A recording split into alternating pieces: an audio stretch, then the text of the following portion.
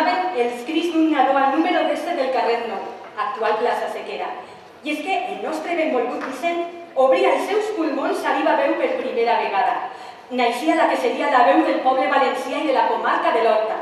Tempraner en ser amant de la paraula escrita, ja que només amb 12 anys es va endissar en el món de l'escriptura poètica, però sobretot en un dels seus més volguts gèneres, el teatre.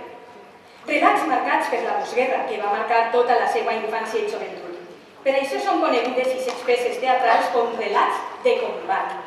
Encara que era una persona molt familiar, fill de forner del poble i els seus primers passos van ser al cor de son pare, va acabar estudiant periodisme a Madrid i al tornar a València va aconseguir un lloc al diari Las Províncias, convertint-se en redactor cap durant 20 anys. Vicent és un autor complet. Escriu des de prosa, poesia, teatre i inclús cinema, amb temes molt diferents fent referència a la guerra, la fam, l'amor, però també és l'autor de l'amor ple de metàfores eròtiques sobre el sexe més pur.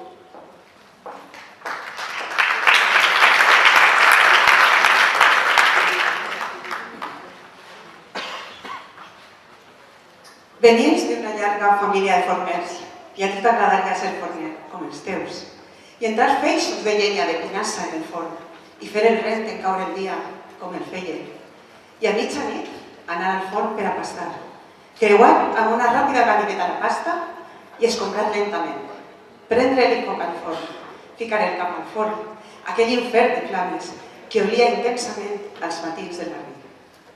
Pujar a l'alcavor, aquell calor humit, i deixar caure el pa, aquell pa cruixidor i alegre a les paneres, i tripular el forn, fer-li créixer el foc o fer-li l'olivar. Tu series forner, com el foren els teus, i al costat del teu pare aprengueres l'ofici, nit a nit, dia a dia, i ara entens l'enyorança. Una amarga enyorança per a tota la vida. Et creu el pit de banda a banda, amb aquell ràpid senyal de ganiveta que no pots oblidar. Allò que més t'agrada, d'on et venen els versos, els arraps en la carn, aquells dies salvatges quan entraves els peixos de mines en el camp.